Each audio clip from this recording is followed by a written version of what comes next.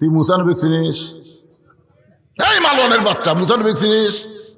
তিন দিকে ফেরাউন অ্যাটাক করেছে, একদিকে সাগর, একদিকে সাগর।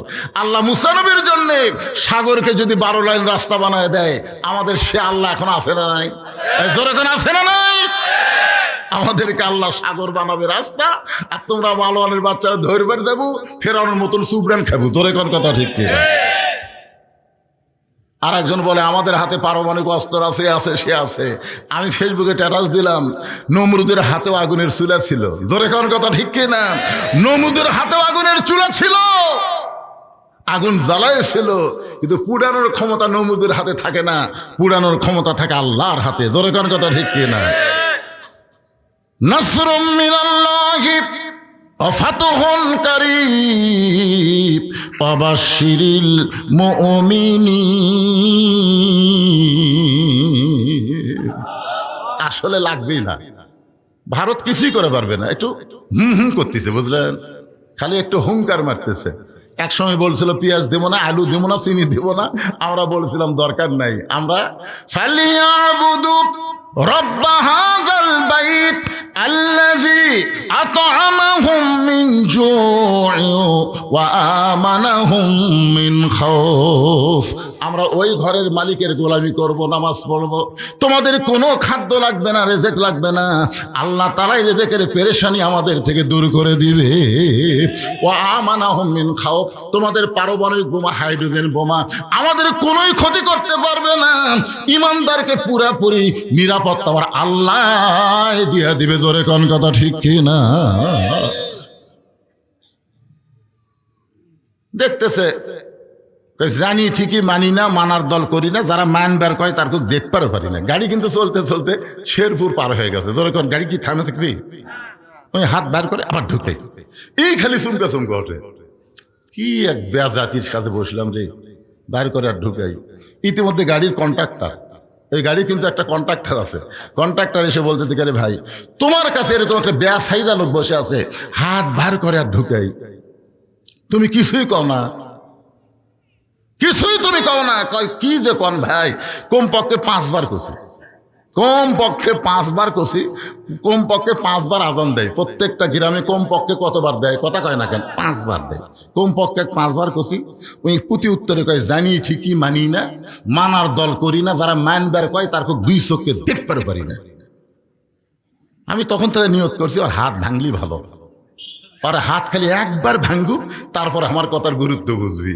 আমি এখন উল্টা দোয়া করতেছি, ভাঙ্গুক ভাঙ্গুক। আগে নিয়ত করছিলাম বাসুক বাসুক, কিন্তু আমার কলজা রাগ ধরে গেছে, এখন ভাঙ্গুক। কন্ট্রাক্টর বলতেছে তুমি হিংসা নিয়ে দাওয়াত দিলে হবে, তাই যেভাবে দাওয়াত দেওয়া দরকার সেইভাবে দিবার পারো নাই। বলে ভাই দাওয়াত কিভাবে দেওয়া লাগবে?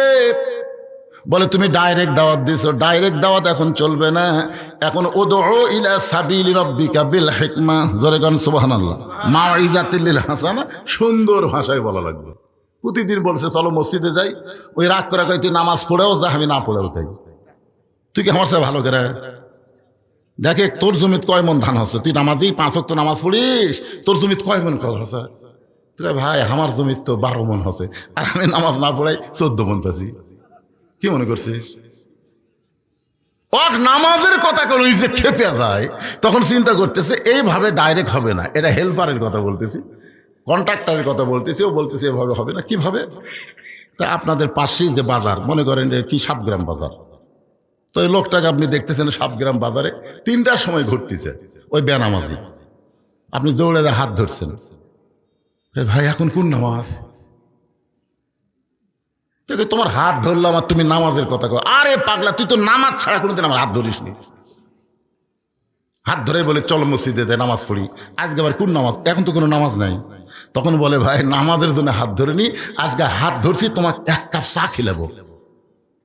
আপনারা বলেন তো, যেই লোকটা নামাজের দাওয়াত দিলে খেপা যায়, ওই লোকটাকে যদি আপনি চা খাওয়ার কথা বলেন, ওই খেপি? তখন বলে ভাই রে তুই যে আবার চাও খিলাস, আমি তো জানি তুই খালি একটাই দাওয়াত জানিস, নামাজের দাওয়াত, তুই যে চা খিলানোর দাওয়াত দিস, এটা আমি আজকে প্রথম দেখলাম। তখন বলে ভাই চলেন যাই, আর আপনার জীবনেও কান ধরে বলতেছি, আর আপনার জীবনেও আমি নামাজের দাওয়াত দেব না, আর দেব না। আমি নিয়ত করছি নামাজ দাওয়াত দেখি, আপনি নামাজ পড়েও যদি আমার সাথে ভালো থাকেন খামাখা। এখন চা স্টলে নিয়ে গেছে, দোকানদারকে বলতে যে পেঁয়াজি দাও, নিমকি দাও, আরো কি ভালো ভালো আছে দাও। বেনামাজি বলতে যে ভাইজান চা খাওয়ার কথা বলে নিয়ে আসি এত কেন? বলে খান ভাই, নিয়ত করছি 50 টাকা খেলাবো, আমি আজকে নিয়ত করছি আপনাকে 50 টাকা খাওয়াবো। যেই মাত্র 40 টাকা হয়েছে, যেই মাত্র 40 টাকা খাওয়া হয়েছে, এমন সময় সাতগ্রাম মসজিদ থেকে আসরের নামাজের আজান। 40 টাকা খাওয়া মাত্রই আসরের নামাজের আজান। বলতে ভাই নিয়ত করছিলাম 50 টাকা খাওয়াবো রে, কিন্তু এই মুয়াজ্জিনের আক্কেল নেই, তার 5টা মিনিট পরে আজান দিলে কি হবে? আর 5টা মিনিট পরে আজান দেখ, তাহলে আমার নিয়ত পুরা হয়। এই 40 খিলাতেই যে আজান দিল। আমি নামাজ পড়ি ভাইজান, আপনি যান এই চেয়ার ছাড়েন না, আপনি এখানে বসে থাকবেন, আমি খালি আসরের নামাজ বেশি সময় লাগবে না, 4 রাকাত ফরজ নামাজ 5-10 মিনিট লাগবে, আমি পরে আসে আবার আপনার 10 টাকার চা খেলাম। এই কথা বলে যখন নামাজে যাবার চায়, বেনামাজি খফ করে হাত ধরছে। বেনামাজি হাত ধরে বলতে যে ভাইজান আজকে কি আপনি নামাজের কথা বলবেন না? বলে এর আগে বহুদিন নামাজের কথা বলছি, তুমি নামাজের কথা শুনলে যে রাগ করো, সেদিন থেকে নিয়ত করেছি আর কোনোদিন নামাজের কথা বলবো না। লোকটা বলে পাগল, এতদিন খালি খালি নামাজের দাওয়াত দিছো, আজকে আমার পিছনে 50 টাকা খরচ করবা, 40 টাকা খরচ অটোমেটিক করে ফেলেছো, খালি বলে দেখো। তুমি কি মনে করো আমার বিবেক কুত্তে পেশাব করছে? এতদিন খালি খালি আমাদের কথা কছো, আমার কানত যা রাগ লেগেছে ভাই, আজকে 40 টাকা খরচ করছো, আরো 10 টাকা খাওয়াবা, খালি কইয়া দেখো। আর আল্লাহর জন্য না হোক, তোমার জন্য কি 1 ওয়াক্ত নামাজ আমি পড়া পারবো না? তুমি কি মনে করছো আমার মধ্যে কি মানবতা না? খালি বলে দেখো। তখন মনে হয় না আল্লাহ আল্লাহ মনে হয় কি, তখন বলতে যে ভাইজান তাহলে চলো মসজিদের দিকে যাই। মসজিদ থেকে যখন নামাজি বেনামাজিকে রওনা দেয়, ওর কানে কানে ফিস ফিস করে বলতে যে ভাই এতদিন নামাজের কথা বললি, তুমি যে রাগ করো, আজকে আর একটা কথা যোগ করা লাগবে। বলে আবার কি যোগ করবা? বলে ওযু করা লাগবে। বেনামাজি বলতেছে যদি বলে গোসল করা লাগবে তাও করবো। তুই কি মনে করিস তোর জন্য 1 ওয়াক্ত নামাজ পড়বার পারবো না? ওযু করার পরে এবার নামাজি বলতেছে ভাইজান আল্লাহর ঘরের মধ্যে ঢুকতে চান, নিজের ইচ্ছায় ঢোকা যাবে না, আল্লাহর হুকুমে ঢুকতে হবে। জবান খুলে একটা দোয়া পড়ো, আল্লাহুম্মা আফতাহ লি আবওয়াবা রাহমাতিক। শুধু দোয়া পড়লে হবে না, ডান পা দিয়ে মসজিদের মধ্যে ঢোকো। এবার দোয়া পড়ে ডান পায়ে মসজিদের মধ্যে যেই মাত্র বেনামাজি ঢুকেছে, নামাজি খুব জোরে জোরে সামনে কাতারে গিয়ে আল্লাহর সঙ্গে যোগাযোগ করে বলতেছে আল্লাহ আমার দায়িত্ব হলো দাওয়াত দেওয়া, আর তোমার দায়িত্ব হলো হেদায়েত দেওয়া।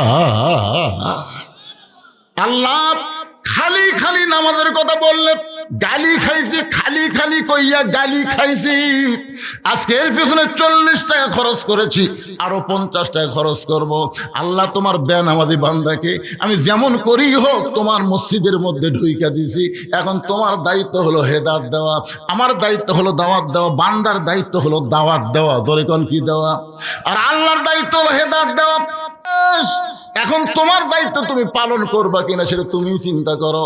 আল্লাহ গো, হাসরের ময়দান কিন্তু আমাকে আর ধরতে পারবা না, আমি যেভাবেই হোক বেনামাজি বান্দাকে তোমার ঘরের মধ্যে হাজির করে দিয়েছি। চোখের পানি নিয়ে দাওয়াতকারী যখন কান্দে, ওমান আহসানু কওলাম মিম্মান দাআ ইলাল্লাহ ওয়া আমিলা সালিহান ওয়া ক্বালা ইন্নানী মিনাল মুসলিমিন।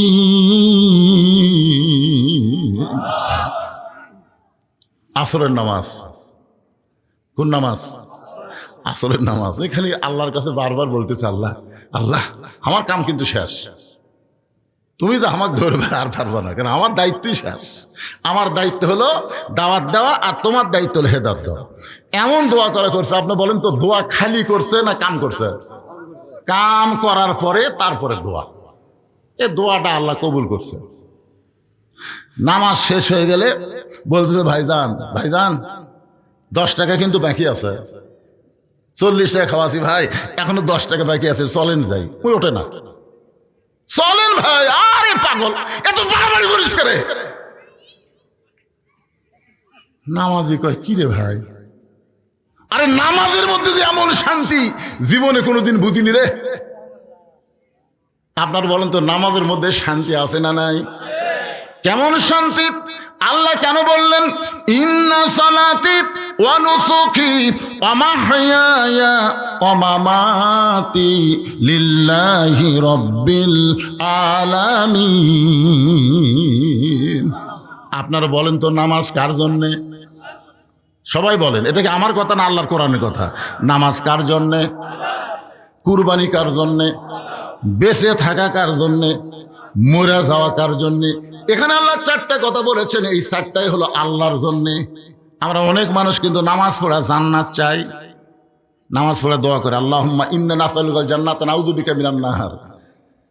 এইটা বোঝানোর জন্য একটা হাদিস এবং ঘটনা আপনাদের সামনে নকল করতেছি।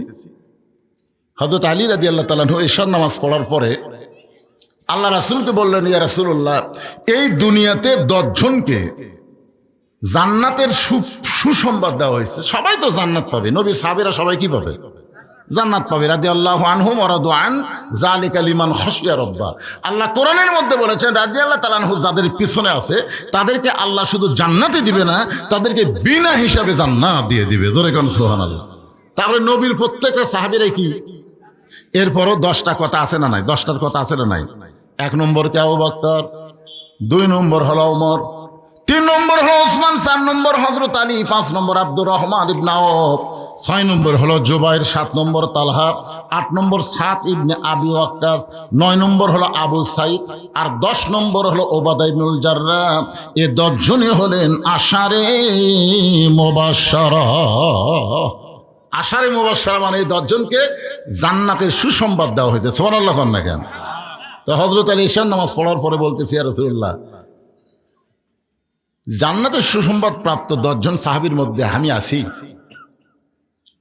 আপনার কোন তো আলী কি মূর্খ না জ্ঞানী? তো রাসূল বলতেছে, আলী তুমি নাই? তুমি কি তোমার নাম শোনোনি? তুমি তো 4 নম্বরে আছো। আলী বলতেছে, হুজুর আমি যদি জান্নাতের সার্টিফিকেট পাওয়া 4 নম্বর ব্যক্তি হই, এখন থেকে যদি আমি নামাজ না পড়ি, মানে জান্নাতের সার্টিফিকেট পেয়েই গেছি, এখন থেকে যদি আমি নামাজ না পড়ি, এরপরেও কি আল্লাহ আমাকে জান্নাত দিবে? তখন আল্লাহ রাসূল একটু মুচকি হাসিতে বলেন, আলী তুমি যদি নামাজ বাদ দাও আল্লাহ তোমাকে জান্নাত থেকে বাদ দিবে না। সুবহানাল্লাহ। আলী বলছে যে হুজুর 5 ওয়াক্ত নামাজের মধ্যে এই ফজরের নামাজ আমার খুবই কষ্ট লাগে। 5 ওয়াক্ত নামাজের মধ্যে কোন নামাজ কষ্ট লাগে? ফজরের নামাজ কষ্ট লাগে। আজ থেকে যদি আমি ফজরের নামাজ বাদ দেই, এরপরেও কি আল্লাহ আমাকে জান্নাত দিবে?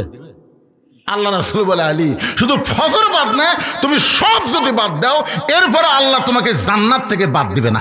যাও যাও। হয়তো আলী বলছে যে হুজুর একদিনে তো আর সব বাদ দেওয়া যাবে না, আজ থেকে ফজরই বাদ দেওয়ার নিয়ত করে বের হলাম। এই কথা বলে যখন আলী চলে যাচ্ছে, আবু বকর বলে, ইয়া রাসূলুল্লাহ, হযরত আলী এত বড় বেয়াদবি করলো আর আপনি কিছুই বললেন না? আপনি কিছুই বললেন না? রাসূল বললেন, আবু বকর, নামাজ যদি জান্নাতের জন্য হয় তাহলে আলী নামাজ বাদ দিবার পারবে, আর নামাজ যদি আল্লাহর জন্য হয় আলী গোটা দুনিয়া বাদ দেবে, কিন্তু 1 ওয়াক্ত নামাজ বাদ দিবে না। আপনার বলেন তো নামাজ কার জন্যে? যে আয়াতে কারিমা তেলাওয়াত করলাম, এখানে আল্লাহ বলতেছেন ইন্না সালাতি ওয়া নুসুকি ওয়া মাহইয়ায়া ওয়া মামাতি লিল্লাহি রাব্বিল আলামিন। এশার নামাজ পড়ে হযরত আলী চলে আসলেন বাড়িতে। বাড়ির দরজায় প্রতিদিন হযরত আলী সালাম দেয়। আল্লাহ রাসূল বলেছেন, তোমরা যখন বাড়িতে যাবে ওই বাড়ির দরজা বরাবর তোমরা সালাম দিবা। যদি সালামের উত্তর নাও পাও তারপরে বাড়ির উপরে আল্লাহ রহমত বর্ষণ করবে। আপনারা বলেন তো, আমরা কবরের পাশে দিয়ে যখন যাই সালাম পাওয়ার নিয়তে দেই, কথা কয় সালাম পাওয়ার নিয়তে দেই। আচ্ছা, যদি কেউ উত্তর দেয় তাহলে আপনার গতি কেমন হবে? না, সালাম দেওয়া কি? কথা কয় না বারে, সালাম দেওয়া কি? উত্তর দেওয়া কি? এখন যে গোরস্থানে আপনি সালাম দিচ্ছেন, যদি উত্তর পাওয়ার নিয়তে দেন আর একটা মরা মানুষ যদি ওয়ালাইকুম আসসালাম, মানুষের থাকবি না, 80 মাইল বেগে দৌড়াবি ভাই। এরপরে আমরা সালাম দেই। সালাম একটা দোয়ার নাম। আল্লাহ রাসূল বলেছেন, কোন বাড়ির দরজায় যখন যাবে কলিং বেলে চাপনে দিয়ে দরজা ধাক্কা ধাক্কি না করে সর্বপ্রথম একটা সুন্নত হলো আসসালামু আলাইকুম ইয়া হালাল বাইত। এই বাড়ির মধ্যে যারা আছো সকলের প্রতি আল্লাহ রহমত বর্ষিত হোক, জোরে কোন সুবহানাল্লাহ। হযরত আলী প্রতিদিন সালাম দেয়, কিন্তু আজকে ফজরের নামাজ বাদ দেওয়ার কথা বলে চলে এসেছে, এই কারণে সালামের কথা আর মনেই নেই। আল্লাহ কি করতেছে দেখেন, আল্লাহর শিক্ষা। ফজরের নামাজ পড়বি না এই কথা বলে যাচ্ছে, বাড়ির দরজাতে এসে সালাম দেওয়ার কথাই মনে নেই। রহমত বাড়তিছে না কমতিছে? হাসান হোসেনের মা দরজা খোলো, এবার নবীর কলিজার টুকরা ফাতেমা দরজা এসে বলতেছে আসসালামু আলাইকুম। আলী সোম করছে, কে রে, আমার মনে নাই। ফাতেমা বলেছে আসসালামু আলাইকুম, উত্তর দেন। এবার হযরত আলী উত্তর দিলেন ওয়া আলাইকুম আসসালাম। ওগো ফাতেমা, এতদিন ফজরের নামাজ নিয়ে বড় টেনশনে থাকতাম, আজ থেকে আর ফজর পড়া লাগবে না, আমি ঘুমিয়ে যাব, তুমি যেন বেলাল আজান দিলে আমাকে ঘুম থেকে ডাক না দাও। ফাতেমা মুস্কি মুস্কি হাসতেছে, সুবহানাল্লাহ কোন। ফাতেমা মুস্কি মুস্কি হাসার কারণ হলো, যেই ব্যক্তি তাহাজ্জুদের নামাজ কোনোদিন বাদ দেয় না, আর সেই ব্যক্তি ফজরের নামাজ আজ থেকে পড়বে না, এ কথা যতই মুখে বলুক বিশ্বাস করা যায় না। রাসূল বলেছেন 5 ওয়াক্ত নামাজ হলো ইবাদত, আর তাহাজ্জুদের নামাজ হলো মাহাব্বত। সাহাবীরা বললেন ইয়া রাসূলুল্লাহ, ইবাদত আর মহব্বতের ব্যাখ্যা কি? আল্লাহ রাসূল বলেছেন 5 ওয়াক্ত নামাজ পড়বে মানুষ জান্নাত পাওয়ার জন্য, জাহান্নামের ভয়ে, আর তাহাজ্জুদের নামাজ পড়বে জান্নাত জাহান্নামের জন্য না, কেবল মাত্র আমার আল্লাহর জন্য। সুবহানাল্লাহ। দেখেন, এক ব্যক্তি আছে নামাজের সেজদায়, আল্লাহ রাসূল বলেছেন, এটা বনি ইসরায়েলের যুগে, এক ব্যক্তি নামাজের সেজদায় আছে, আল্লাহ ডাক দেয়া বলে তুই যতই নামাজ পড় আর সেজদা কর, তোর ঠিকানা জাহান্নাম। তুই যতই নামাজ পড়ার সেজদা কর, ঠিকানা কি? ওই সেজদা থেকে মাথা তুলে বলতেছে আলহামদুলিল্লাহ। আল্লাহ কয়, কে রে পাগলা, তোকে আমি কি খবর দিছি, খবর শুনছিস? তুই যতই সেজদা কর নামাজ পড়, তোর ঠিকানা হলো জাহান্নাম। বলতেছে আলহামদুলিল্লাহ। আল্লাহ তোর ঠিকানা জাহান্নাম রে, তুই আলহামদুলিল্লাহ কস। পাগলা বলতেছে আল্লাহ আপনি এত খেলছেন কেন? আপনি আমাকে জাহান্নাম দিলে কি কষ্ট পাবেন? আপনি আমাকে জাহান্নাম করছেন, আমি আলহামদুলিল্লাহ করছি, কারণ আমি বিশ্বাস করি জান্নাতের মালিক যিনি, জাহান্নামেরও মালিক তিনি। তা আপনি যদি আমাকে জাহান্নাম দিয়ে খুশি হন, আমার বেজার হয়ে লাভ আছে? আল্লাহ যেটা দিবি ওটাই মেনে নেওয়ার নাম হলো ইমাম। আল্লাহ বলতেছে জাহান্নামে গেলে তোর কষ্ট হবে পাগলা, তুই কষ্ট পাবি, তুই জানিস না। আপনি কি মনে করছেন আমি একলা যাবো? আল্লাহ কয় তোর সঙ্গে জাহান্নামত খেয়ে যাবি। তো বলতেছে আমার জাতির পিতার সাথে নমরুদের আগুনের মধ্যে কে গেছিল? আমার জাতির পিতা ইব্রাহিমের জন্য যদি আপনি বলতে পারেন কুল্লা ইয়া নারু কুনি বারদাও ওয়া সালামান আলা ইব্রাহিম, ইব্রাহিমের ঈমান, ইব্রাহিমের মহব্বতের কারণে যদি নমরুদের আগুনের চুলা শান্তির বাগান হয়, আপনার গোলামি, আপনার মহব্বত আমার কলিজায়, আমি যখন জাহান্নামে যাব, আমার জাহান্নামকেও আপনি জান্নাত বানায়া দিবে। একটু মনোযোগ দিয়ে শোনা লাগবে। এতদিন হযরত আলী ঘুম পাড়ে বালিশ মাথায় দিয়ে, কিন্তু আজকে যখন বলেছে ফাতেমা বেলাল যখন আজান দেবে আমাকে যেন ফজরের সময় ডাক না দাও, ফাতেমা চিন্তা করলো বালিশ মাথার দিয়ে ঘুম পারলে হয়তো চেতন পাবে, এই জন্য বালিশ মাথার তলে না দিয়া নিজের উরুটাকে বালিশ বানায়া মাথার চুলের মধ্যে হাত দা বিলকি কাটতেছে। রাসূল বলে ফাতেমা রে, আল্লাহর পরে কাউকে যদি সেজদা দেওয়ার হুকুম থাকতো তাহলে আমি তোমাকে বলতাম আলীর পায়ে সেজদা করো। ও ফাতেমা, আল্লাহর পর পৃথিবীর কাউকে সেজদা দেওয়া যাবে না, কিন্তু মেয়ে মানুষের কাছে সবচাইতে দামি ওই ব্যক্তি হলো তার স্বামী। এ কথা বলার পরে ফাতেমা বুঝবার পারছে আল্লাহর পরই আমার স্বামী হলো আমার সবচাইতে দামি। ধরে কন্যা সুবহানাল্লাহ। আমাদের মা বোনগুলো কি করে? মা বোনেরা যারা পর্দার অন্তর আছেন একটু শোনেন, মেয়েদের আমল কিন্তু বেশি না, মাত্র 4টা আমল করলে 8টা জান্নাতের দরজা আল্লাহ খুলে দিবে। 8টা জান্নাতের দরজা না, 8টা দরজা জান্নাতের আল্লাহ খুলে দিবে। যে কোনো দরজা দিয়ে সে জান্নাতে প্রবেশ করবে। 1 নম্বর হলো 5 ওয়াক্ত নামাজ, 2 নম্বর হলো রমজান মাসের রোজা, 3 নম্বর স্বামীর খেদমত করা, কথা মতো চলা, আর 4 নম্বর হলো সতীত্বের হেফাজত, পর্দা করা। এই 4টি আমল যদি মেয়েরা করতে পারে আল্লাহ খুশি হয়ে 8টা জান্নাত দিয়া দিবে। জোরে কন্যা সুবহানাল্লাহ। আমার মায়ের একটু মনোযোগ দিয়ে শোনেন, যেই মাত্র তাহাজ্জুদের সময় হয়েছে সঙ্গে সঙ্গে হযরত আলী ঘুম থেকে চেতন পায়, দেখে বালিশ নাই। ওগো ফাতেমা, তুমি কি ঘুম পাড়ো নাই? বলে আজকে আমি আপনাকে ঘুম পাড়াইছি, আজকে আপনাকে ঘুম পাড়াইছি ফাতেমা রে, তাহলে তুমি কি ঘুমাবা না? ফাতেমা চোখের পানি বের করে মুচকি হাসি দেয়, বলে ওগো স্বামী, আমি একদিন আমার বাবার কাছে একটু গোসা করে বলেছিলাম, বাবা দুনিয়াতে কত ধনী ধনী যুবক আপনার ফাতেমাকে বিয়ে করবার চাইছিল, কিন্তু ধনী ধনী যুবকের সঙ্গে বিয়ে না দিয়া এই গরিবের সঙ্গে আমার বিয়ে দিলেন বাবা। একটা দিন সুন্দরভাবে সংসার চালাবার পারে না। ও বাবা, এই গরিবের সঙ্গে সংসার করতে গিয়ে আপনি জানেন আমার কত কষ্ট হয়েছে, কত কষ্ট ফাতেমার জীবনে। তার ছোট্ট একটা ইতিহাস আপনাদের বলি। দুপুরবেলায় ফাতেমা স্বামীর কাছে ছোট বাচ্চার মতন কাঁদতেছে। আলী বলে, ফাতেমা কান্দার কারণ কি? বলে, কান্দার কারণ হলো হাসান হোসেন না খেয়ে ঘুমায় গেছে, ঘুম থেকে চেতন পাইলেই তো খাবার বায়না করবে। ওরা কোনোদিন আপনার কাছে বায়না ধরে না, এরা বায়না ধরে আমার কাছে। আমি চিন্তায় পড়ে গেলাম, এখন হাসান হোসেন চেতন পায় যদি খাবার চাই, গোটা বাড়ি খুঁজে দেখলাম খাবার কিছু নাই, আপনার পকেট খুঁজাও দেখলাম একটাও পয়সা নেই। আলী বলে, ফাতেমা ইন্নাল্লাহা মা'আস সাবিরিন, ধৈর্যশীলদের সঙ্গে আল্লাহ থাকবে। ফাতেমা বললেন, এত ধৈর্য বোঝা যাবে না, আমরা একটু বয়স হয়েছে ধৈর্য বুঝবো, কিন্তু হাসান হোসেন তো বুঝবে না। আলী বলে, ফাতেমা নিরুপায়, তাহলে কি করব? এমন সময় ফাতেমা একটা ওড়না ছিল, ওই ওড়নাটা বের করে স্বামীর হাতে দিয়ে বললেন, স্বামী গো, এই ওড়নাটা বিক্রি করে যেই বাজার হবে সেইটাই একটু আপনি নিয়ে আসেন, হাসান হোসেনের কান্নার আমি সহ্য করতে পারি না। হযরত আলী ওড়নাটা নিয়ে যেই মাত্র বাজারে গেছে, চিন্তা করতেছে হযরত আলী ওড়নাটা হলো ফাতেমার ওড়না। ধরে কোন ওড়নাটা কার? পকেটের মধ্যে রাইকা বাজারে ঘুরতেছে। জোর করার পরে যদি জিজ্ঞাসা করে, আলী ভাই ওড়না কার? আমি যদি বলি আমার বউ ফাতেমার, তাহলে খরিদ্দার নিশ্চয়ই চিন্তা করবে যে পুরুষ মানুষ বইয়ের জিনিস বেচা খায়, এই পুরুষ হলো দুর্বল পুরুষ। আলী ওড়না বের করবার পারতেছে না। হঠাৎ দেখতে পাই একজন খরিদ্দার সালাম দেয়, বলে, আলী ভাই আমার মনে হয় আপনি কিছু বিক্রি করবেন। আলী চিন্তায় পড়ে গেল, আমি কিছু বিক্রি করব এটা আমার আল্লাহ ছাড়া দুনিয়ার কেউ জানে না, তাহলে এই খরিদ্দার কেমনি জানলো? পকেট থেকে ওড়না বের করার সঙ্গে সঙ্গে তাকায় দেখে ওই খরিদ্দার একটা ব্যাগ আলীর সামনে ধরেছে, ওই ব্যাগের মধ্যে ওড়না দিছে। খরিদ্দার একটাবার ওড়নার দিকে তাকায় নাই।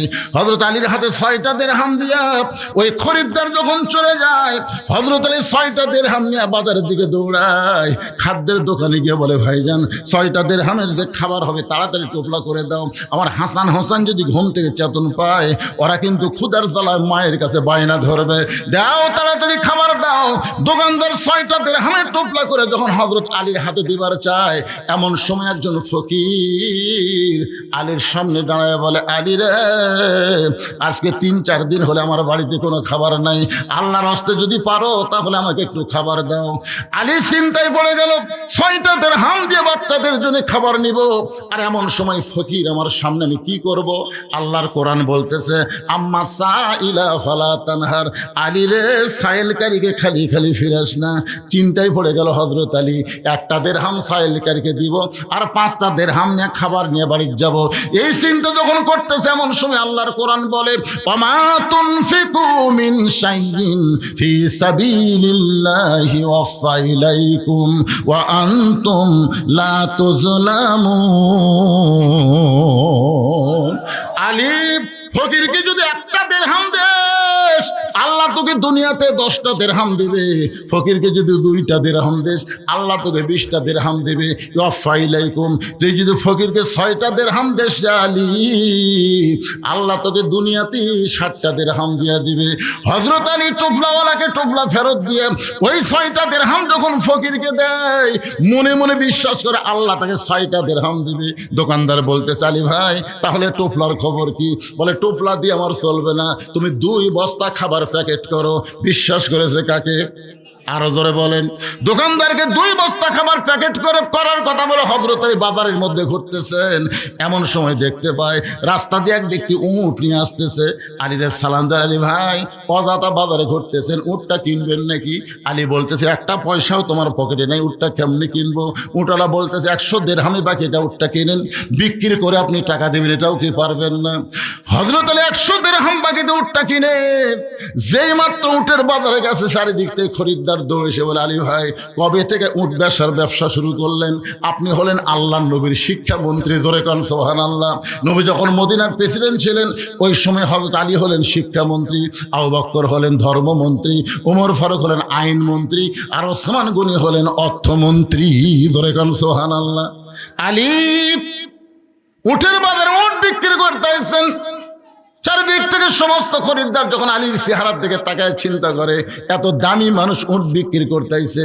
এমন সময় খরিদ্দার সালাম দেবে, আলী ভাই এই বাজারে বেশিক্ষণ থাকা লাগবে না, উটের দাম কত চান? বলে একটা হিসাব করে বলো। খরিদ্দার বলতেছে 160 দিরহাম দিয়ে দিলাম। হযরত আলী 160 দিরহামে উট বিক্রি করে উটওয়ালাকে 100 দিরহাম ফেরত দিয়া বাকি 60টা দিরহাম নিয়ে দোকানে গেলেন। দোকানদারকে বলতেছে, ভাইজান খবর কি? বলে 2 বস্তা প্যাকেট করে বসে আছি, দাম কত নিবা? বলে 60টা দিরহাম দিলেই চলবে। আলী হযরত আলী 60টা দিরহাম দিয়া দোকানদার কাছ থেকে 2 বস্তা খাবার নিয়ে 2 কান্দে নিয়ে বাড়ির দিকে রওনা দিলেন। ফাতেমা দরজার কাছেই ছিল এতক্ষণ, এবার জানলার কাছে আইসা দেখতে পায় স্বামীর কান্দে 2টা বস্তা খাবার দেখে। দৌড়ে গিয়ে ফাতেমা দরজায় খিল আটকায় দেয়। এতক্ষণ ফাতেমা দরজা খুলেছিল, কিন্তু স্বামীর কান্দে 2 বস্তা খাবার দেখে দরজা বন্ধ করে দিল।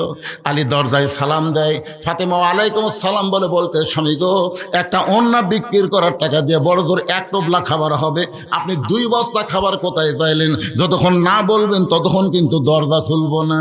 আলী বলতেছেন, ফাতেমা বড় ক্লান্ত হয়ে গেছি, আগে দরজা খুলে দাও, বস্তা রাখার পরে তোমাকে মূল ঘটনা বলতেছি।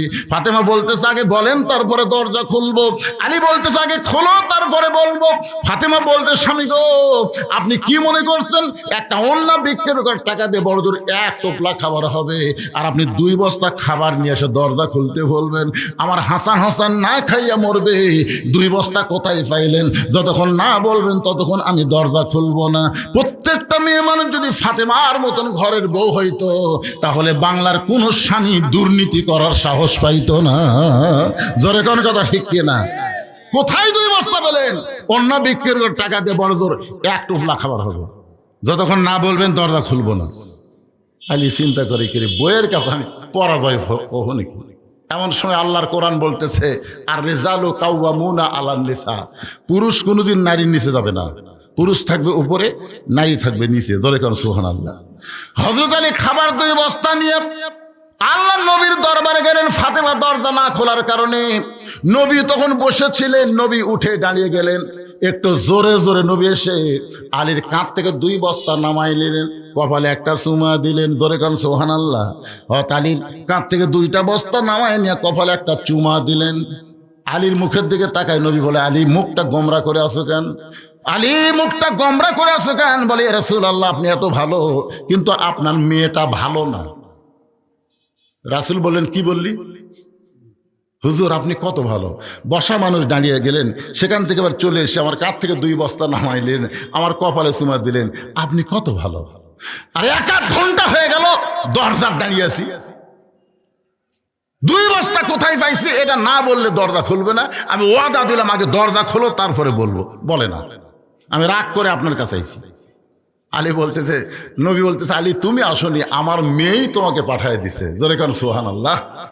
আলী বলতেছে, হুজুর আমার মেয়ে আপনার এখানে পাঠাইছে, আপনার মেয়ে আপনার এখানে পাঠাইছে, কারণ কি? আল্লাহ রাসূল বলতেছেন, শোনো আলী, যদি ফাতেমা দরজা খুলতো তুমি কি আমার কাছে আসতে? আলী বলতেছে, দরজা খুললে কেন আসবো? আল্লাহ রাসূল, আলী আমার কলিজার টুকরা ফাতেমা তোমাকে আমার কাছে পাঠানোর কারণ হলো 4টা। জোরে বলেন কয়টা? 1 নম্বর কারণ হলো কোন খরিদ্দার তোমার কাছ থেকে ওন্না কিনেছে, তুমি কি বলবার পারো? আলী বলতে, হুজুর আমি জানি না।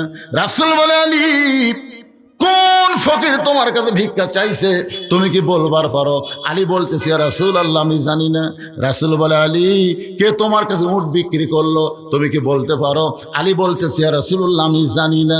রাসূল বলে আলী রে কোন খরিদ্দার তোমার কাছ থেকে উটটা কিনে নিল তুমি কি বলতে পারো? আলী বলতেছে ইয়া রাসূল জানি না। আল্লাহ নবী বললেন আমি জানি, আমি তোমাকে জানাবার চাই। সুবহানাল্লাহ। আমি জানি তোমাকে জানাবার চাই। আমার মেয়ে তো জানে না, এই জন্য আমার কাছে তোমাকে পাঠাইছে, তুমি কি এই 4টা বিষয় জানবে? আলী বলতে জানবো না মানে? রাসূল বলেন এজলেস, তাহলে বসো, আমি এখন বলি কোন খরিদ্দার তোমার কাছ থেকে অন্য কিনেছে, কোন ফকির তোমার কাছ থেকে ভিক্ষা নিয়েছে, কে তোমার কাছে উট বিক্রি করলো, আবার বেশি দামে কে উটটা কিনলো। বসো। হযরত আলী বসে গেছে, এখন রাসূল বলবে, আমিও আপনাদের সামনে বলবো, কিন্তু এই মাদ্রাসার জন্য আপনাদের কাছে একটু ব্যাগ যাবি, রুমাল যাবি। টাকা দিলে যে বাড়ে কোরআনের আয়াত দিয়ে আমি আপনাদের বোঝানোর চেষ্টা করছি। 10 টাকা দিবেন 100 টাকা পাবেন, দুনিয়াতেই পাবেন। 1000 টাকা দিবেন 10,000 পাবেন, 100 দিবেন 1000 পাবেন। বিশ্বাস করেন আল্লাহর কোরআনকে? বিশ্বাস করেন? কথা কয় না। কারা কারা করেন আল্লাহকে একটু হাত দেখান তো দেখি। লিল্লাহি তাকবীর। হাত নামান। মাহফিল কমিটির ছেলেরা আপনাদের কাছে ব্যাগ নিয়ে যাবে, আল্লাহর রাস্তায় আপনারা দিবেন ভাইজান। এই মাদ্রাসাকে চালানোর জন্য, মাদ্রাসাকে মহব্বত করে, আল্লাহর কোরআনকে মহব্বত করে সবাই দান করবেন। এখানে এমন কিছু আল্লাহর বান্দা আছে যারা 1000 দিবে, 5000 দিবে, 10,000 দিবে, তারা ওই ব্যাগের মধ্যে দিবে না, তারা আমার হাতে। এই ব্যাগ কালেকশন হওয়া পর্যন্ত আমার মায়েদের কাছেও যাবেন। ফাতেমার বংশধর যারা বসে আছে, ফাতেমার সঙ্গে জান্নাতে যাওয়ার আশায়, তাদের কাছে যাবেন। আমার মায়েরাও আল্লাহর রাস্তায় দান করবে। লড়া চড়া না, আপনাদের কাছে ব্যাগ যাবে তো। যারা শুধু দিবেন, 1000 টাকা দেওয়ার লোক যদি থাকেন, আল্লাহ 10,000 দুনিয়াতে দিবে। 100 টাকা দিবেন, আল্লাহ তাআলা মাশাআল্লাহ, আল্লাহ তোমার একজন বান্দা নবীর এতিম মাদ্রাসাকে মহব্বত করে 500 টাকা দান করেছে, আর একজন 500 টাকা দান করছে, আল্লাহ কবুল করেন। আপনার মেজো জামাই নাম কি? নূর আলম। মেজো জামাই 1000 টাকা দান করেছে। দেখেন শ্বশুরের মনটা কত খুশি। ছোট জামাই কম দিল কেন? আচ্ছা ঠিক আছে, ছোট জামাই 500 টাকা দান করেছে। আল্লাহ দানকে কবুল করেন, কবুল করো, কবুল করো। মোদের কামনা দানকারীকে দিবেন জান্নাত, আল্লাহ নিরাশ করবেন না। ভাইজান আমি যে আয়াতে কারিমে তেলাওয়াত করছি এর ব্যাখ্যা আমি করবই। এখন যদি এশার নামাজ আরো একটু দেরিতে হয়, সমস্যা আছে? কোনো সমস্যা নেই। এশার নামাজ কেবল 7:15 বাজতেছে, এরা আগে আজান দিয়ে ফেলে দিতে, দেখ অসুবিধা নেই। আরে হানিফ গাড়ির ওয়াজই তো আজকের ওয়াজ। কথা বলবি, শুনো ভাইজান, শোনেন। মানিক মিয়া পিতা আব্দুল মান্নান হলো 2000। মানিক মিয়া পিতা আব্দুল মান্নান সাহেব 2000 টাকা দান করে। ক্রিটিক্যাল পর্যায়ে আছে, ডাক্তার পর্যন্ত বলেছে পুরো আশা করা যায় না। এমন অবস্থা আমরা আল্লাহর কাছে বলি ডাক্তার লাগবে না, আল্লাহ যদি ফিরিয়ে দেয় তাহলে আসবে। ধরে কোন ঠিক কি না? আল্লাহ ওসমান হাদিকে সুস্থ করে আবার বাংলার জমিনে কবুল করো। ধরে করো আমিন। সবাই বল আল্লাহুম্মা আমিন। একটু মনোযোগ দেন। আমি বলতেছিলাম ওই গাড়ির কথা বলতে গিয়ে নিয়ে গেছিলাম আপনাদের মসজিদে নামাজের কাছে, মনে আছে না আপনাদের? এখন ফাতেমা ঘুম থেকে চেতন পাওয়া দেখে হযরত আলী নিজে চেতন পাইছে তাহাজ্জুদের নামাজ আদায় করার জন্যে। তাহাজ্জুদের নামাজ আদায় করার পরে হযরত আলী যখন জুব্বা গায়ে দিয়ে মাথায় পাগড়ি পরে বাড়ি থেকে বের হচ্ছেন, ফাতেমার সামনে দাঁড়ায় বলে, আপনি আমার বাবার কাছে নাকি বলে আইছেন আজ থেকে ফজরের নামাজ পড়বেন না, তাহলে তাহাজ্জুদের নামাজ পড়ে আপনি কোথায় যাবেন? আলী মুস্কি মুস্কি হাসের বলে, ফাতেমা তুমি কি বুঝবার পারতেছো না? এতদিন ভিতরে ঢুকে নামাজ পড়েছি, আজকে নিয়ত করেছি বাহির থেকে নামাজের দৃশ্যটা একটু দেখবার চাই। এতদিন ভিতরে ঢুকে নামাজ পড়ছি, আজকে বাহির থেকে নামাজের দৃশ্যটা দেখবার চাই। সঙ্গে সঙ্গে নবীর কলিজার টুকরা ফাতেমা মুস্কি মুস্কি হাসতেছে, কারণ স্বামী যেই কথাটা বলেছে কথাটার মধ্যে গুরুত্ব আছে। এতদিন ভিতরে ঢুকে নামাজ পড়ছি, আজকে বাহির থেকে নামাজের দৃশ্যটা দেখতে চাই। আপনারা বলেন তো ভিতরে ঢুকে নামাজ পড়া মানে কি? ভিতরে ঢুকে নামাজ পড়া মানে কি? অনেকে মনে করতেছে হুজুর মসজিদের ভিতরে ঢুকে নামাজ পড়ছে। শুধু মসজিদের ভিতরে ঢুকলে নামাজ হবে না, নামাজের ভিতরে ঢোকা লাগবে। হাদিসে আছে বিস্তারিত, হুজুরি কলব ব্যতীত করছেন কালো নামাজ তোর হবে না। তবে কেন গাও জুয়ারি মানুষকে দেখাও নামাজ পড়ি, ও তোমার সিদ্ধ বীজে সুফল ফলে না। আজ কেন নামাজের ভিতরে ঢুকতে পারলা না? আল্লাহ কয় নামাজের জোরে ফাহেশা কাজ যাবে দূরে, পাক কোরআনে রয়ে আছে ঘোষণা। এখন আকাম কুকাম নামাজ রোজা একসাথে বান্ধিয়া বোঝা, জাহান্নামে দিয়াছ রওয়ানা। আজ কেন আল্লাহর নামাজ ধরতে পারলা না? নামাজ খালি পড়লে হবে না, নামাজ ধরা লাগবে। দেখবেন অনেক লোক নামাজ পড়ে ঘুষ খায়, নামাজ পড়ে সুদ খায়, নামাজ পড়ে জমির আল ঠেলে, ছেলের বেশি সম্পদ দিয়ে মেয়ে ফাঁকি দেয়। এইরকম নামাজে আসে না নাই? ধরে কার আসে না নাই? একটু মনোযোগ দিয়ে শুনবেন। শুধু নামাজ পড়লে হবে, নামাজের ভিতরে ঢোকা লাগবে। আলী বলতেছেন, ফাতেমা এতদিন ভিতরে ঢুকে নামাজ পড়েছি, আজকে বাহির থেকে নামাজের দৃশ্যটা একটু দেখবার চাই। এখন স্বামীর মুখের উপর ফাতেমা কি করবে? হয়তো আলী হাব্বা জুব্বা পাগড়ি পরে যখন বাড়ি থেকে বের হলেন, মসজিদের চারিধার ঘুরতেছেন। মসজিদ নববীর চারিধার ঘুরতে গিয়ে হঠাৎ হযরত আলী দেখতে পায় হযরত আলীর বন্ধু আবু যর গিফারি মসজিদের বারান্দায় ফজরের 2 রাকাত সুন্নত নামাজ আদায় করতেছে। আপনারা বলেন তো, সমস্ত সুন্নতের মধ্যে ফজরের 2 রাকাত সুন্নতের দাম কম না বেশি? সর্বস্বা করলে 12 রাকাত সুন্নত আপনাদের পড়া লাগবে। তার মধ্যে জোহরের নামাজের সুন্নত বেশি, 6 রাকাত। জোরে বলেন কয় রাকাত? সামনে 4, পিছনে 2। আপনার আসরের নামাজের কোনো সুন্নত পড়াই লাগবে এমন সুন্নত নাই। মাগরিবের পরে 2 রাকাত সুন্নত পড়া লাগবে, এশার নামাজের পরে 2 রাকাত সুন্নত, আর ফজরের আগে 2 রাকাত সুন্নত। রাসূল বলেছেন ফজরের 2 রাকাত সুন্নত হলো আসমান এবং জমিনের চাইতেও বেশি দাম। ধরে কারণ সুবহানাল্লাহ। দেখতেছে আবু যর গিফারি দরজা মসজিদের বারান্দায় ফজরের 2 রাকাত সুন্নত পড়তেছে। হযরত আলীর মন বলতেছে, আমি না হয় ফজরের নামাজ পড়বো না, তাই বলে কি সুন্নত পড়বার পারবো না? এবার এক দৌড়ে গিয়ে আবু যর গিফারির কাছে দাঁড়াইয়া 2 রাকাত সুন্নত নামাজ আদায় করলো। আবু যর গিফারি কুনার খুঁতেতে বলতেছে, আলী ভাই আপনি তো নবীকে বললেন এশার নামাজের পরে আজ থেকে ফজরের নামাজ পড়বেন না, তাহলে কেন আবার মসজিদের বারান্দায়? আলী বলতেছে, নামাজ দেখবার আইসা তোমার সুন্নত দেখে লোভ সামলাবার পারলাম না, যার কারণেই তো আমি ফজরের 2 রাকাত সুন্নত পড়লাম। ফজরের 2 রাকাত সুন্নত পড়লে কোনো সমস্যা নাই, কারণ নবীকে বলেছি ফজরের নামাজ পড়বো না, সুন্নত কি পড়া যাবে না? আবু যর গিফারি মনে মনে চিন্তা করে যে সুন্নত দেখার পরে লোভ সামলাবার পারে নাই, সে ফরজ দেখার পরে লোভ সামলাবার পারবি? কি মনে হয় আপনাদের? কিছুক্ষণ পরে যখন ফজরের জামাতের সময় হয়ে গেল, এমন সময় পৃথিবীর শ্রেষ্ঠ মুয়াজ্জিন নাম হলো হযরত বেলাল আজান দেয়, মানুষ মুসল্লি হয়ে মসজিদ আসে আর আকামত দেয়। আকামত শব্দের অর্থ হলো দাঁড়ানো। ধরে কন কি? দাঁড়ানো। বিশেষ করে একই শব্দ 2 বার কয়। আহলে হাদিসরা কিন্তু আজানের শব্দ কতগুলো একবার কয়, কিন্তু কত কামাতিস সালাহ, কত কামাতিস সালাহ এটা কিন্তু একবার কয় না। আজকে দেখলাম, আপনার খেয়াল করে দেখবেন, হাই আলাল সালাহ একবার, হাই আলাল ফালাহ একবার কয়, কি কয় না? কিন্তু কত কামাতিস সালাহ, কত কামাতিস সালাহ এইটা তো একবার কয় না, এটা 2 বার বলার কারণ হলো অবশ্যই নামাজ দাঁড়িয়ে গেছে, অবশ্যই নামাজ দাঁড়িয়ে গেছে। নামাজ যখন দাঁড়িয়ে যাবে তখন আর চেয়ারের মধ্যে বসে থাকা যাবে না ভাইজান, কারণ নামাজের ভিতরে এবং বাহিরে 13টা ফরজ। ধরে বলেন কয়টা ফরজ? তার মধ্যে একটা ফরজ হলো দাঁড়িয়ে নামাজ পড়া। আল্লাহ কোরআনে বলেছেন কুমু লিল্লাহি কানিতিন। যখন মুয়াজ্জিন আকামত শুরু করবে, ওয়াত কামাতিস সালাত যখন বলবে, তখন তোমাকে দাঁড়াতে হবে। তুমি যদি হাঁটা হাঁটা মসজিদের মধ্যে আসো তাহলে অবশ্যই তুমি দাঁড়াবার পারো, দাঁড়াবার না পারলে তুমি হাঁটা হাঁটা মসজিদে কেমনি আসলা? আর যখন হাঁটে হাঁটে মসজিদে আইছো তাহলে তুমি দাঁড়ানোর ক্ষমতা রাখছো, আর দাঁড়ানোর ক্ষমতা থাকা অবস্থায় বসে নামাজ পড়া যাবে না। আর একটা ব্যাপার হলো, আকামত দিলেই কিন্তু নবী কেবলামুখী হয় নাই। নবীর সুন্নত তরিকা দেখবেন, নবী কেবলামুখী হয় নাই, নবী মুসল্লির দিকে তাকায় আছে।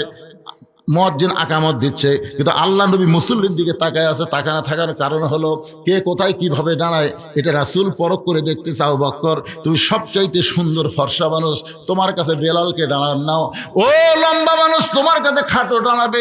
ও সুন্দর, তোমার কাছে অসুন্দর দাঁড়াবে।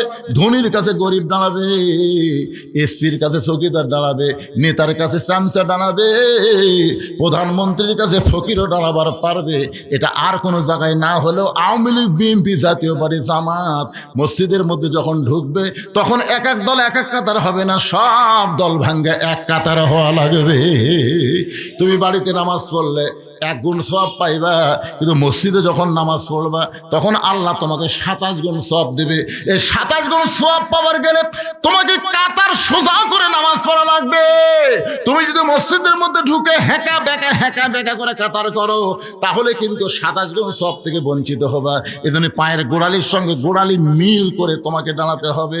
এখন যেই ব্যক্তি চেয়ারের মধ্যে বসে গেছে, ওই ব্যক্তির পায়ের গোড়ালির সঙ্গে আপনার গোড়ালি তো মিল পড়লো না, তাহলে কাতার সোজাও হলো না।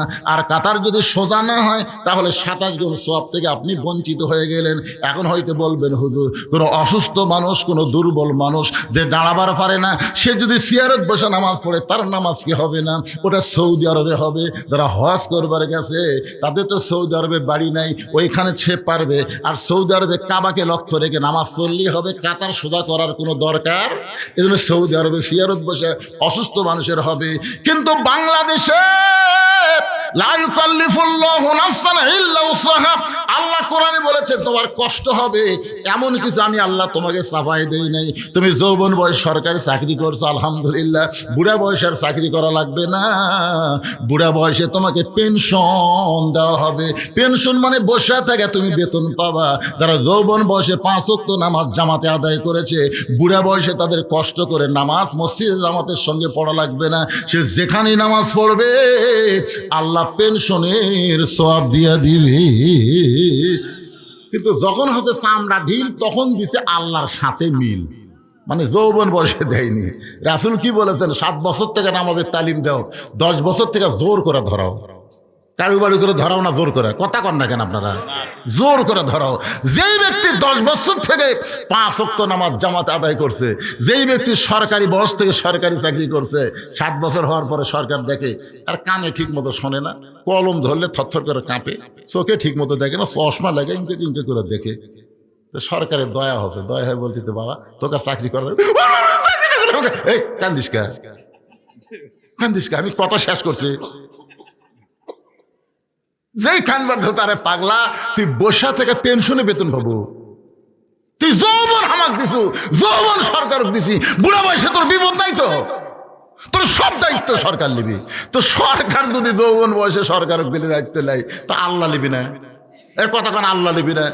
যৌবন বয়সে যারা 5 ওয়াক্ত নামাজ জামাতে পড়ছে, বুড়া বয়সে যদি জামাতে পড়তে না পারে, তো কি হয়েছে? আল্লাহ তো কোনোদিনও হাসন ময়দান বলবে না তোমার শৈশবকালের হিসাব দাও, বুড়াকালের হিসাব দাও, যৌবন বাদ দিলাম। এ কথা আল্লাহ বলবি?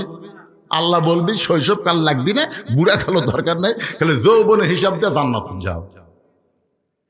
আপনি যৌবনে মসজিদতি নেই, যৌবন খুঁজে দেখা গেল আপনি মসজিদত নেই, বুড়াকালে আপনি আসছেন মসজিদত, সিয়াল লিয়া, তাও আবার সিয়াল লিয়াচ্ছে। 27 গুণ যারা পাবি তার খুব মাহরুম করবি। আমার কথা কি বুঝলেন? এখানে কোনো অন্য টেনশন, অন্য চিন্তা করবেন না। আমার ভাই বাপজানকে আমি দেখলাম এক সাইডে সিয়ারত নামাজ পড়তেছে। আপনি পড়েন, সিয়ারত যদি পড়েন তাহলে কাতারের মধ্যে থাকেন না, কাতার ছাড়া পড়েন। অনেকের মন চাইতো মসজিদে নামাজ পড়বে, তাহলে আপনারা 27 গুণ সওয়াবের জন্য আপনারা নিয়ত করবেন আমাদের কাতারের জন্য কোনো সিয়ার না থাকে। যদি থাকে আপনি 27 গুণ পাবেন না, তাহলে আপনি আস্তে করে দ্বিতীয় কাতার দেন। দ্বিতীয় কাতারে কবি করে আমাদের কাতার যদি সিয়ার থাকে, আমরা তো 27 গুণ পাচ্ছি না, তাহলে তৃতীয় কাতার দেন। তৃতীয় কাতারে কবি করে এই সিয়ার যদি কাতারত থাকে তাহলে আমরাও তো 27 গুণ পাচ্ছি না, তাহলে চতুর্থ কাতারত দেন। এক সময় দেখা যাবে মসজিদ আছে, সিয়ার নেই। জোরে কোন কথা ঠিক কিনা? আল্লাহ তো কঠোর না তো? আল্লাহ কি কঠোর? না পারলে বসে থাকা পড়েন, বসে থাকা পড়েন। যদি না পারেন শুয়ে থেকে পড়েন, শুয়ে থেকেও যদি নামাজ পড়তে কষ্ট হয় ইশারা দিয়ে পড়েন। আপনি পড়েন, কিন্তু সব অবস্থায় জামাতে পড়া লাগবে না, একা পড়েন। আপনি অসুস্থ, একা পড়েন। আল্লাহ কি খুব ধরবি নাকি? না, আল্লাহর দয়ার দিকে খেয়াল করবেন বাজান। আল্লাহর খালি মায়ের দিকে খেয়াল করলে হবে? আল্লাহর দয়া আছে না নাই? অবশ্যই সরকারের চাইতে আল্লাহর দয়া কম না বেশি? আপনারা যারা সিয়ারত বসেন তারা এক কাজ করবেন, আপনার নামাজের সময় দাঁড়িয়ে থাকবেন। নামাজের সময় আমার কথা শোনেন, দাঁড়ানো ফরজ, তাহলে আপনি দাঁড়াবেন, দাঁড়ায় থাকবেন। যখন রুকু সেজদা করতে আপনার কষ্ট হয় তখন আপনি সিয়ার ব্যবহার করবেন। আমার কথা কি বুঝতে পারলেন? এতে কোনো সমস্যা নেই, এটা আপনি খেয়াল করবেন। আপনি দাঁড়ানোর সময় পায়ের গোড়ালির সঙ্গে গোড়ালি মিল করে সবাই দাঁড়াবে। হ্যাঁ, ইনশাল্লাহ। এখানে আর অন্য কোনো ভুল বুঝবেন না। একজন প্রশ্ন করছিল, উনি আমার হাত দিয়ে আমাকে বলছে যে আমি কিন্তু সিয়ারত পড়ি। কষ্ট নেন না। না, না, না, হ্যাঁ, ঠিক আচ্ছা আছে। ঠিক আছে। ওরা চিঠিটা বাইরে থেকে আসে। আচ্ছা ঠিক আছে। কি হলো? ওই যে হাদিসের কথা ছাড়ছেন সেটা করছে। ও হানিফ গাড়ির হানিফ হাও পামান মিনাল মুশরিকিন, মানে এটা হলো আপনার নড়াইলের ওয়াজ। এই ওয়াজটা নড়াইলের ওয়াজ। আমি যখন নড়াইলে চৌরাস্তা ওয়াজ করবে গেলাম, তখন এক লোক আমাকে একটা পেপার এনে বলতে, এই দেখেন আজকের ঘটনা। পেপারের হেডলাইন হচ্ছে 2000-এর বেশি যুবক নড়াইলে একটা মিছিল করছে। সেই মিছিলটা শব্দের অর্থ হলো রাজাকারের ফাঁসি চাই, রাজাকারের ফাঁসি চাই। ইমরান এই সরকার, একটা সরকার বানাছিল, আপনাদের মনে আছে? ওরই নেতৃত্বে নড়াইলে একটা মিছিল করছে রাজাকারের ফাঁসি চাই। তো মিছিল যখন শেষ হয়েছে, তখন 2 জন যুবক এক মোটর সাইকেল চড়ে বাড়ির দিকে যাচ্ছে। এক মুরব্বী থামায় বলতেছে, বাবা এত জোরে মোটর সাইকেল চালাচ্ছা, একটু খেয়াল করে চালাও। তখন কই, মুরব্বী আপনি বুড়া হচ্ছেন, আপনি খেয়াল করেন, আমাকে অত খেয়াল করার লাগবে। এরা কিছুক্ষণ আগে মিছিল করছে ফাঁসি চাই ফাঁসি চাই, রাস্তার মোটর সাইকেলে উঠতেছে, বুঝছেন? উত্তর দিক থেকে দক্ষিণ দিকে যাবি, ইতিমধ্যে হানিফ হাও আমা আনা মিনাল মুশরিকিন, মানে হানিফ গাড়ি আসতেছে, ওরা উঠতেছে, হানিফ মেরতেছে। একেবারে 2 ধ্বনি, হানিফ হাও আমা আনা মিনাল মুশরিকিন, 2 ধ্বনি শেষ। কি বুঝলেন? হানিফ গাড়ি চলতে চলতে যখন সিরাজগঞ্জ রোড ছাড়া যমুনা ব্রিজের দিকে যাচ্ছে, এমন সময় কন্ট্রাক্টর বলতে, ভাইজান আপনি হাতটা বাইরে দিচ্ছেন আবার ভিতরে ঢুকাচ্ছেন। আপনি কি জানেন একটা ট্রাকের সঙ্গে হাতটা বাঁচতে পারে, একটা বাসের সঙ্গে হাতটা বাঁচতে পারে, হাতটা আপনি ভিতরে রাখেন। এই ভাই সুন্দর করে আপনাকে বলেছে, আপনি কি লেখাপড়া জানেন না? তাই জানি, ঠিকই মানি না, তাহলে হাতটা ভিতরে রাখেন। তখন রাগ করে বলতেছে, আমার হাত আমি রাখবো, যেখানে খুশি সেখানে রাখবো। এই যে এখন কতগুলো মিছিল বের করে, আমার ভোট আমি দিব, যাকে খুশি তাকে দিব। এইটা কোনো মুসলমানের কথা হতে পারে না। যাকে খুশি তাকে মুসলমান ভোট দেবে না, মুসলমান দেখে শুনে বুঝে ভোট দেবে। ধরে কোন কথা ঠিক না? ওই এখন মিছিল করতেছে, আমার হাত আমি রাখবো, যেখানে খুশি সেখানে রাখবো। গাড়ির মধ্যে বসবি, গাড়ির নিয়ম কানুন মানবি না, তোর ইচ্ছা মতো স্বৈরাচার হয়ে চলবি। গাড়ি আস্তে আস্তে যমুনার নদীর কাছে যেই গেছে, ব্রিজের কাছে, তখন কন্ট্রাক্টর বলতে, ওস্তাদ গাড়ির ব্রেক হবে। ওস্তাদ ড্রাইভার বলতেছে, বগুড়া থেকে ছাড়ছে গাড়ি, ঢাকায় গিয়ে থামবে গাড়ি, মাঝখানে তো ব্রেক নাই। বগুড়া থেকে ছাড়ছে গাড়ি, ঢাকায় গিয়ে থামবে গাড়ি, মাঝখানে কি নাই? কন্ট্রাক্টর বলতেছে, ওস্তাদ একটাবার পিছন দিকে তাকায় দেখেন তো ব্রেক কে জন্য। ওস্তাদ তাকায় দেখে হাত খালি বের করতেছে ঢুকাচ্ছে, বের করতেছে ঢুকাচ্ছে, মাঝে মাঝে মাথাও বের করে। ওস্তাদ বলে, সহযাত্রী তোমার কাছে এরকম ব্যাসাইড একটা যাত্রী বসে আছে, তুমি কিছুই কওনি। সহযাত্রী বলতেছে, আমি বলছি। ও আমাকে বলছে, জানি ঠিকই মানি না, মানার দল করি না। যারা মানবার করে তারা দেখতে পারি না। কেরে কন্ট্রাক্টর, বগুড়া থেকে গাড়ি কন্ট্রাক্ট ঢাকা যাচ্ছে, আর তোমার গাড়ির যাত্রী এরকম হাত বার করতে, তার মাথা বার করতে, হাত ঢুকাই, তোমার কি করার কিছু নাই? বলে, স্যার আমিও কইছি। ও আমাকে রাগ করে বলতেছে, আমার হাত আমি রাখবো, যেখানে খুশি সেখানে রাখবো। এখন বলেন আমি কি করব? ওস্তাদ বলতেছে, তাহলে একটা কাম করো, তোমরা গাড়ির যাত্রী ধরো, 5-7 দুটা লাত্তি মারো, 5-7 দুটা লাত্তি মারা যমুনা নদীর মধ্যে ফেলে দাও। ইসলাম গাড়িতে ইমানের টিকিট নিয়ে চড়বে, কিন্তু ইসলাম গাড়ির নিয়ম কানুন মানবে না এমন ভণ্ড মুসলমানকে ইসলাম গাড়ি জান্নাতে নিয়ে যাবে না, মাঝখানে জাহান্নামত লাত্তি মেরা ফেলে দিবি। ধরে কোন কথা ঠিক না? আজকে যারা ইমানের টিকিট কাটছেন, মুসলমান যাত্রী হয়ে ইসলাম গাড়িতে চড়বার চান, আল্লাহর কোরআন নবীর বিধান অনুযায়ী চলার দরকার আছে না নাই? যদি না চলবার পারি তাহলে আর জান্নাতে যাবার পারবো না, জাহান্নামের আগুন আমাদের পড়তে হবে। আল্লাহর বান্দার একটু মনোযোগ দিয়ে শোনেন। কিছুক্ষণ পরে যখন হযরত বেলাল আকামত দিয়েছে, আকামতের মধ্যে যখন বলছে কদ কামাতিস সালাহ, কদ কামাতিস সালাহ, সঙ্গে সঙ্গে হযরত আলী এক দৌড়ে গিয়ে সামনে কাতারে আবু বকর আর ওমর, মাঝখানে হাত ঢুকাই দিয়ে সাড়া মারছে, হাত ঢুকাই দিয়ে সাড়া মারে আল্লাহু আকবার। আসলে কাতার যখন আমরা করব, পায়ের গোড়ালির সঙ্গে মিল করে কাতারের মধ্যে ফাঁক ফাঁক রাখা যাবে না, যাবে? কিন্তু আমরা যেভাবে দাঁড়াই, তিনটা জায়গা ফাঁক রাখা যায় না, তার মধ্যে একটা হলো নামাজের কাতার যখন করবেন বেশি ফাঁক থা যাবে না, তো এমন ফাঁক থসে রে ভাই। আজকে আপনাদের মসজিদে দেখলাম, আমি আগে বাড়ছি কিন্তু আগাই না, আমি যত আগে আমি আর আগে, তাহলে কেমনি হবে? হযরত আলী আবু বকর আর উমরের মাঝখানে হাত ঢুকাই দিয়ে চাঁড়া দেয়, আল্লাহু আকবার। ফজরের নামাজের সালাম ফিরে আল্লাহ নবী যেই মাত্র মুসল্লির দিকে মুখ ঘোরাইছে, দেখতে পাই 3 রত্ন এক জায়গায়, 3টা রত্ন এক জায়গায়। কয় রত্ন? আবু বকর মুস্কি মুস্কি হাসতেছে, কারণ রাসূল আগে আউট করেছে, নামাজ যদি জান্নাতের জন্য হয় তাহলে আলী নামাজ বাদ দিবে, কিন্তু নামাজ যদি আল্লাহর জন্য হয় আলী গোটা দুনিয়া বাদ দিবে, কিন্তু একটা ওয়াক্ত নামাজ বাদ দিবে না। এ কথা আগেই রাসূল কাক বলছে মনে নেই? আপনাদের মনে নেই? আবু বকরকে বলছে। কিন্তু এখন আবু বকর দেখতেছে বাম পাশে হযরত আলী, রাসূল বলে আলী দাঁড়াও। সঙ্গে সঙ্গে হযরত আলী দাঁড়িয়ে বলতেছে, আল্লাহ রাসূল বলে আলী রে, তুমি না এশার নামাজের সময় আমারে কইলা আজ থেকে ফজরের নামাজ পড়বা না, আবার সামনে কাতারে তোমার দেখতে পাই। আলী বলতেছে, ইয়া রাসূলুল্লাহ, বহু চেষ্টা করলাম নামাজ পড়বো না, বহু চেষ্টা করলাম নামাজ পড়বো না, কিন্তু আমি চেষ্টা করলে কি হবে? আমি নামাজ ছাড়বার চাইলে কি আল্লাহ তাআলা এমনভাবে আমার মধ্যে মহব্বত তৈরি করেছে, আমি নামাজ ছাড়তে চাইলে কি হবে? নামাজ আমাকে ছাড়ে না। খালি একটাই ইবাদত, সুবহানাল্লাহ না, এটাই খালি ধরেন, এটাই ধরেন, ইন্নাস সালাতা তানহানিল ফাহশাই ওয়াল মুনকার। একমাত্র নামাজই পারে মানুষকে যাবতীয় বেহুদা এবং খারাপির কাছ থেকে বাঁচায় দিতে। আজকে মসজিদ এবং কালসিমাটি ইফতেদায়ী মাদ্রাসা দুইটার সমন্বয়ে এই মাহফিল। আমি পুরুষের জন্য বলবো, আমাদের 1 নম্বর নামাজ, নামাজ ছাড়াই যাবে না। মেয়েদের জন্য 1 নম্বর হলো পর্দা। আমার মায়েরা পর্দার বাইরে গেলে নামাজ হবে না, এই জন্য পর্দা 1 নম্বরে রাখে, তারপরে যত আমল করবেন আল্লাহ সব আমল কবুল করবে ইনশাআল্লাহ। আস্তাগফিরুল্লাহ। ওরে বাবা, 4টা প্রশ্ন। বস্তা বস্তা থেকে হ্যাঁ, আমি মনে করছিলাম।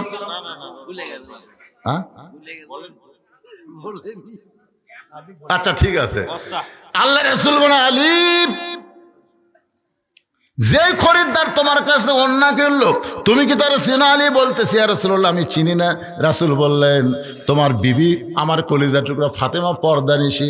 আল্লাহ পর্দানিশীকে এত ভালোবাসে, শুধু ভালোবাসার কারণে দুনিয়ার কোনো মানুষ ফাতেমার অন্যায় কিনুক এটা আল্লাহ চাইনি।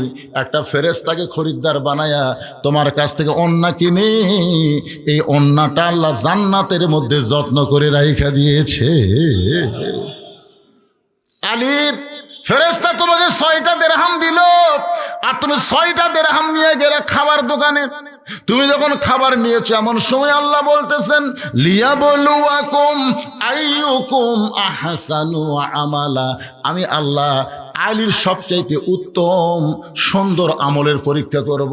ফেরেশতা বলে, আল্লাহ কি সুন্দর আমল? বলে, যে 6টা দিরহাম আলীরে দিয়ে অন্যায় কিনছিস ওই 6টা দিরহাম ফেরত নিয়ে আয়, যা ফকির হয়ে যা। ফেরেশতা বলতেছে, আল্লাহ এটা আপনার কিসের খেলা? যার 2টা সন্তান না খেয়ে আছে, মায়ের অন্য বিক্রি করে 6টা দিরহাম পাশে, খাবার টোপলাও হয়ে গেছে, আর এই মুহূর্তে বলতেছেন 6টা দিরহাম ফেরত নেয়। আলী কি ফেরত দিবে? আল্লাহ কয়, ফেরেশতা আমার আলীরে চিনিস না, আলীর কাছে আল্লাহর কোরআনের চাইতে বড় কিছু নাই। ধরে কোন সুবহানাল্লাহ। নবী বললেন, আলী রে, ওই ফেরেশতা ফকির হইয়া তোমার কাছে যখন ভিক্ষা চাই, প্রথমে তুমি 1টা দিরহাম দিবার চাইলা, আম্মা সাইলা ফালা তানহারকে বিশ্বাস করে, কিন্তু যখন তোমার কাছে আল্লাহর কোরআন বলতেছে, অমা তুনফিকু মিন শাইইন ফি সাবিলিল্লাহি ওয়াফা ইলাইকুম, কেউ যদি আল্লাহ রাস্তায় দেয় আল্লাহ তাকে ফেরত দেয়, তুমি 1 দিবে, আল্লাহ 1 দিবে না, আল্লাহ 10 গুণ বাড়ায় দিবে। এই বিশ্বাস করে তুমি 6টা দিরহাম যখন ফকিরকে দিয়া দিলা, ওই ফেরেশতা ফকির আল্লাহর কাছে এসে কাঁদতেছে। আল্লাহ বলে, কান্দিস কেন? বলে, আল্লাহ এইভাবে টাকা সিনা ডাকাতের চাইতেও খারাপ। খাবার টোপলা হাত দিয়ে নিবে, এমন সময় 6টা দিরহাম তুমি নিয়ে আসলা। আল্লাহ বলে, ফেরেশতা রে, তুই বুঝিস না, আমি যে দিবার চাইছি এটা আলী বিশ্বাস করে দিছে। করে কারণ সুবহানাল্লাহ। যা যা, একটা উট নিয়ে বাজারে যা, রাসূল বলে আলী রে, ওই ফেরেশতা উটওয়ালা হইয়া একটা উট তোমার কাছে 100 দিরহামে বাকি বিক্রি করলো, তুমি বাকিটা উটটা নিলা, যেই মাত্র উট বিক্রি করবার গেছে বাজারে, ওই ফেরেশতাকে আল্লাহ খরিদ্দার বানায়া 160 দিরহাম দিয়ে উটটা কিনে 100 দিরহাম ফেরত দিলা, বাকি 60টা দিরহাম নিয়া তুমি 2 বস্তা খাবার কিনলা। রাসূল বলে আলী রে, এইটা জানানোর জন্য শুধু তুমি না, দুনিয়ার সমস্ত মানুষকে বিশ্বাস করা লাগবে, আল্লাহর কোরআন অনুযায়ী কেউ যদি আল্লাহ রাস্তায় একটা দেয়, আল্লাহ থেকে 10 গুণ বাড়ায়া দেয়। এই বিশ্বাস আমাদের অন্তরে রাখা লাগবে। সেই বিশ্বাস আপনারা দান করছেন। মসজিদের দান বাক্স যখন সামনে আসে তখন আপনার মন কি কয়, মিন শারিল ওয়াসওয়াসিল খান্নাস, চোখ বন্ধ করে দেখেন কি আছে পকেটত, কি আছে, 500 টাকা, 200 টাকা, 100 টাকা, 10 টাকা নাই, মানে খুঁজা দেখতেছেন 10 টাকা নাই, তখন দান বাক্স এত জোরে মারছেন ভাই রে, 3 জন পার হয়ে গেছে, ওরা 3 জন আপনার উপর খুশি হয়ে দোয়া করতেছে, আল্লাহ এর হাতত বল আছে রে, উনিও বাঁচলো, আমাকে বাঁচালো। তখন কান্দের ফেরেশতা কয়, আল্লাহ কি লেখলো, এর পকেটত 500 টাকা আছে, 200 টাকা আছে, 100 টাকা আছে, খালি 10টা টাকা না থাকার কারণে যে হারে ঠেলা মারছে, আমরা লেখমো কি? আল্লাহ বলতেছে লেখা বন্ধ, লেখা লাগবে না, লেখা লাগবে না, কারণ ও তো দান বাক্স ঠেলা মারে নাই, ওই জান্নাত ঠেলা মারছে, জান্নাত। এই জন্য যখন কোনো ব্যাগ যায়, রুমাল যায়, আল্লাহর হস্তে দিবেন, সেনা ছুটাটা দিবেন না ভালোটা দিবেন, সেটাও আল্লাহ কোরআনে বলেছে, লান তানালুল বিররা হাত্তা তুনফিকু মিম্মা তুহিব্বুন, তুমি যেইটাকে মহব্বত করো এইটা আল্লাহ রাস্তায় তুমি দিয়ে দাও। ভাইজান দীর্ঘ সময় আলোচনা করলাম, এখন ইস্তেগফারের দোয়া। ভাই কিছু বলবেন নাকি? আল্লাহুম্মা সাল্লি আলা মুহাম্মদ, আল্লাহুম্মা বারিক আলা মুহাম্মদ, আস্তাগফিরুল্লাহ ওয়া আতুবু ইলাইহি, আল্লাহুম্মা আমিন।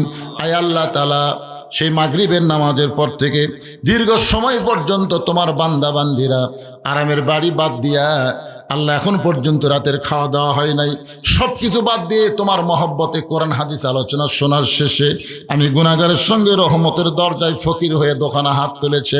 মেহেরবানি করে আজকের মাহফিল আমাদের সকলের হেদায়েতের জন্য, নাজাতের জন্য, জান্নাতের জন্য কবুল করো। এই মাহফিলের শুরু থেকে শেষ পর্যন্ত যত আলোচনা হয়েছে আল্লাহ, এর মধ্যে যদি ত্রুটি হয়, ভুল হয়, মাফ করে দাও। এর যা হাদিয়া মঞ্জুর করো সোনার মদিনায় নবী পাকের রওজা মোবারকে আল্লাহ কবুল করে নাও।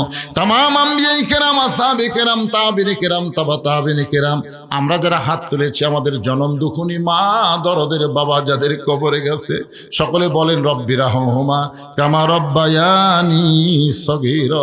আমাদের দাদা দাদি, নানান আত্মীয় স্বজন যারা কবরবাসী হয়ে গেছে, আল্লাহ তাদের কবরকে জান্নাতের টুকরা কবুল করো। এই কালসিমাটি গ্রামের উপরে রহমত বরকতের দরজা খুলে দাও। এই মসজিদ মাদ্রাসাকে কিয়ামত পর্যন্ত কবুল করে নাও। আমার ওস্তাদ ওসমান গনি রহমতুল্লাহ আলাইহির কবর আল্লাহ জান্নাতের টুকরা হিসেবে কবুল করে নাও।